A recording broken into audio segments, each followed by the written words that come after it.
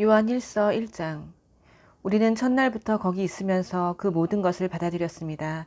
우리는 그 모든 것을 두 귀로 듣고 두 눈으로 보고 두 손으로 확인했습니다. 생명의 말씀이 우리 눈앞에 나타나셨습니다. 우리는 그것을 똑똑히 보았습니다. 이제 우리가 목격한 것을 여러분에게 과장 없이 있는 그대로 말씀드리겠습니다. 너무나 놀랍게도 하나님 자신의 무한하신 생명이 우리 앞에 모습을 드러냈습니다. 우리가 그것을 보고 듣고서 이제 여러분에게 전하는 것은 우리와 더불어 여러분도 아버지와 그분의 아들이신 예수 그리스도와의 사귐을 경험하게 하려는 것입니다. 우리가 이 편지를 쓰는 목적은 여러분도 이 사귐을 누리게 하려는 것입니다. 그러면 여러분의 기쁨으로 인해 우리의 기쁨이 2배가 될 테니까요. 우리가 그리스도에게서 듣고 여러분에게 전하는 메시지의 핵심은 이것입니다. 하나님은 빛, 순전한 빛이십니다. 그분 안에는 어둠의 흔적조차 없습니다. 우리가 하나님과 함께하는 삶을 경험한다고 주장하면서 어둠 속에서 넘어지기를 반복한다면 우리는 뻔뻔스러운 거짓말을 하는 것이 분명하며 자신의 말대로 살지 않은 것입니다.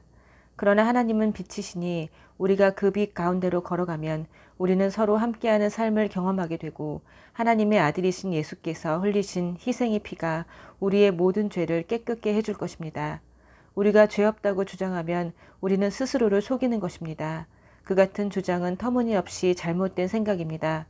그러나 우리가 우리 죄를 인정하고 남김없이 고백하면 그분은 진실하신 분이시니 우리를 저버리지 않으실 것입니다. 그분께서 우리 죄를 용서해 주시고 우리의 모든 잘못을 깨끗게 해 주실 것입니다. 우리가 죄 지은 적이 한 번도 없다고 주장하면 우리는 하나님을 철저하게 부인하고 그분을 거짓말쟁이로 만드는 것입니다. 그 같은 주장은 우리가 하나님을 알지 못한다는 것을 드러낼 뿐입니다. 2장. 사랑하는 자녀 여러분, 내가 이 편지를 쓰는 것은 여러분을 죄에서 이끌어내기 위해서입니다. 그러나 누가 죄를 짓더라도 우리에게는 아버지 앞에서 제사장이며 친구이신 분이 계시니 그분은 의로우신 예수 그리스도이십니다. 그분께서 우리 죄를 위해 희생 제물이 되심으로 죄 문제를 우리의 죄뿐 아니라 온 세상의 죄까지 영원토록 해결하셨습니다.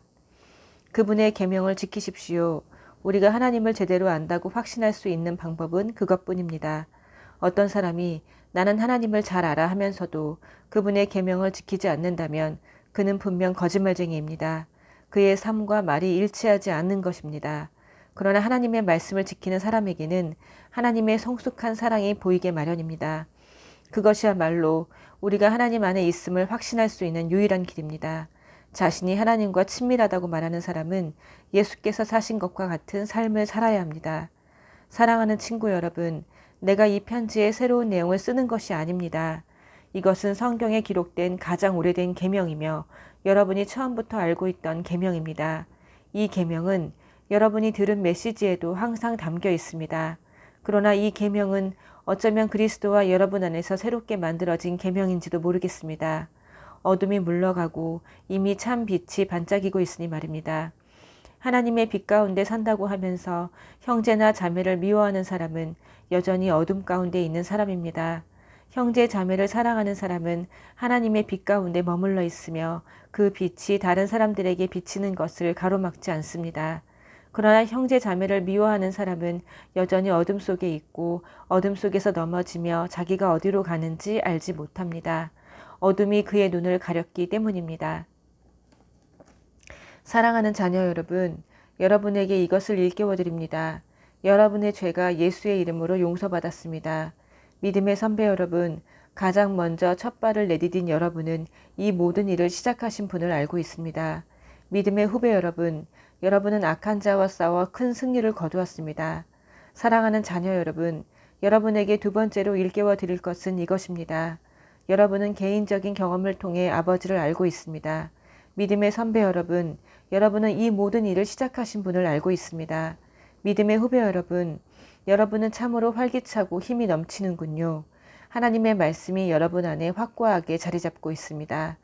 여러분은 하나님과의 사귐에서 힘을 얻어 악한 자와 싸워 승리를 거둘 것입니다. 세상의 방식을 사랑하지 마십시오. 세상의 것을 사랑하지 마십시오. 세상을 사랑하는 마음이 아버지를 사랑하는 마음을 밀어냅니다. 세상에서 통용되는 모든 것, 자기 마음대로 살려 하고 모든 것을 자기 뜻대로 하려 하고 잘난 체 하는 욕망은 아버지와 아무 상관이 없습니다.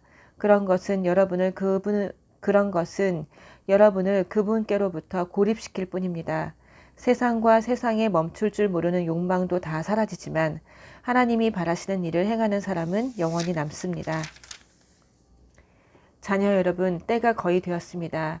여러분은 적그리스도가 출현할 것이라는 말을 들었습니다. 이제 여러분의 눈 닿는 곳 어디에나 적그리스도들이 있습니다. 이것을 보고 우리는 마지막 때가 가까웠다는 것을 압니다. 그들이 우리에게서 떠나갔지만 실제로 우리와 함께한 적은 없었습니다. 그들이 정말로 우리와 함께했다면 끝까지 우리와 함께 남아 충실했을 것입니다. 우리를 떠나감으로써 그들은 자신의 본색을 드러냈고 우리에게 속하지 않았음을 보여준 것입니다. 그러나 여러분은 우리에게 속했습니다. 거룩하신 분께서 여러분에게 기름을 부으셨고 여러분 모두가 그것을 알고 있습니다. 내가 이 편지를 쓰는 것은 여러분이 알지 못하는 무언가를 알려주려는 것이 아니라 여러분이 알고 있는 진리를 확인시키고 그 진리가 거짓을 낳지 않음을 일깨우려는 것입니다. 누가 거짓말하는 자입니까? 예수가 하나님의 그리스도이심을 부인하는 자입니다. 아버지를 부인하고 아들을 부인하는 자, 그가 바로 적그리스도입니다. 아들을 부인하는 자는 아버지와 전혀 관계없는 사람이며 아들을 시인하는 자는 아버지까지도 받아들인 사람입니다. 여러분이 처음부터 들은 메시지를 간직하십시오. 그것이 여러분의 삶에 스며들게 하십시오. 처음부터 들은 그 메시지가 여러분 안에 생생히 살아있으면 여러분은 아들과 아버지 안에서 충만한 삶을 살게 될 것입니다. 바로 이것이 그리스도께서 약속하신 영원한 생명, 참된 생명입니다. 나는 여러분을 속이려는 사람들이 있다는 것을 경고하기 위해 이렇게 썼습니다. 그러나 그들은 여러분 안에 깊이 새겨진 그리스도의 기름 부으심에 전혀 상대가 되지 못합니다. 여러분에게는 저들의 가르침이 필요하지 않습니다.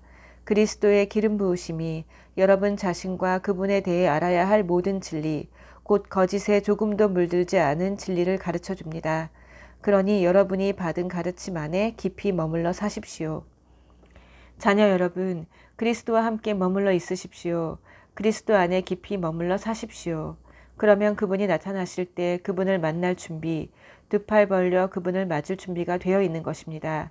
그분이 오실 때 죄 때문에 부끄러워 낯을 붉히거나 서투른 변명을 늘어놓지 않아도 될 것입니다. 그분께서 옳고 의로우신 분이심을 확신한다면 여러분은 의를 행하는 사람마다 하나님의 참된 자녀임을 깨닫게 될 것입니다. 3장. 아버지께서 우리에게 펼쳐 보이신 사랑은 실로 놀라운 사랑이 아닐 수 없습니다. 그 사랑을 바라보십시오. 우리가 하나님의 자녀라 불리게 되었습니다. 참으로 우리는 하나님의 자녀입니다. 세상이 우리를 알아주지 않고 우리를 진지하게 대하지 않는 것은 하나님이 누구시며 그분이 무슨 일을 하시는지 세상이 알지 못하기 때문입니다. 그러나 친구 여러분, 우리는 분명 하나님의 자녀입니다. 그것은 단지 시작일 뿐입니다.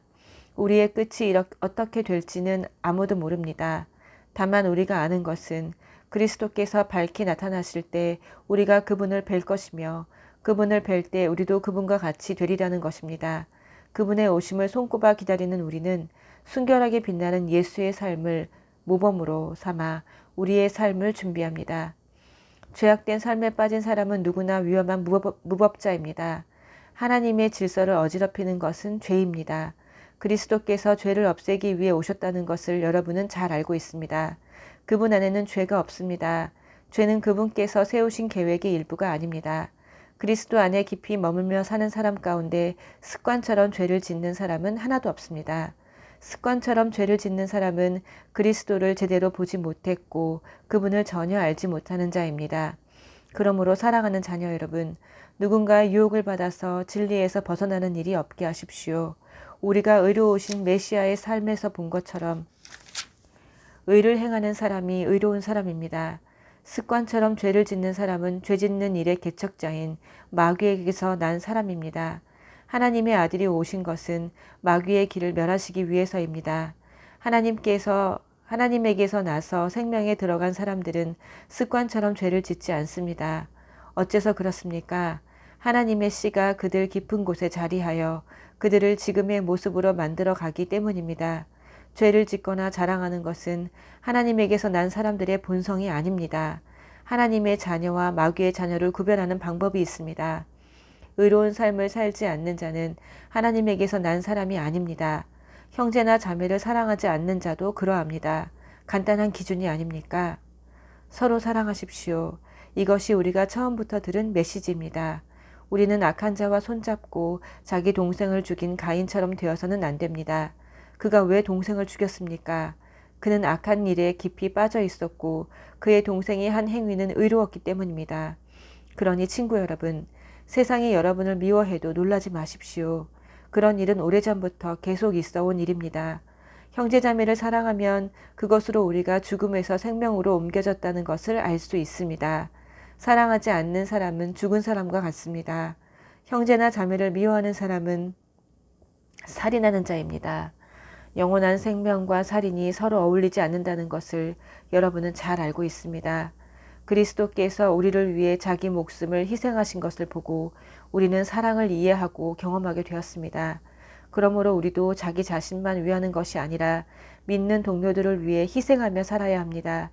공경에 처한 형제나 자매를 보고서 도울 방법이 있는 여러분이 그들을 냉대하고 아무것도 도와주지 않는다면 하나님의 사랑은 어찌 되겠습니까? 사라지고 말 것입니다. 여러분이 하나님의 사랑을 사라지게 한 것입니다. 사랑하는 자녀 여러분, 사랑에 대해 말만 하지 말고 참된 사랑을 실천하십시오. 그것만이 우리가 참되게 살고 있으며 실제로 하나님 안에 살고 있음을 알 수 있는 유일한 길입니다. 또한 그것은 스스로를 비판한 일이 생기더라도 그 힘겨운 자기 비판을 멈추게 하는 길이기도 합니다. 하나님은 우리의 근심하는 마음보다 크시며 우리 자신보다 우리를 더 잘 아시기 때문입니다. 친구 여러분, 그렇게 마음을 살핀 뒤에 더 이상 우리가 자책하거나 스스로를 정죄하지 않으면 우리는 하나님 앞에서 담대하고 자유롭게 됩니다. 손을 내밀어 우리가 구한 것을 받을 수 있습니다. 그것은 우리가 하나님의 말씀을 행하고 그분을 기쁘시게 해드리는 일을 하기 때문입니다. 다시 말씀드리지만 하나님의 계명은 이것입니다. 곧 하나님께서 친히 이름 지어주신 아들 예수 그리스도를 믿는 것입니다. 그리스도께서 우리에게 말씀하신 것은 처음 받은 계명대로 서로 사랑하라는 것입니다. 우리가 그리스도의 계명을 지키면 우리는 그분 안에서 충만히 살고 그분도 우리 안에 사십니다. 이렇게 우리는 그분이 주신 성령을 힘입어 그리스도께서 우리 안에 깊이 머무르고 계심을 경험합니다. 아멘.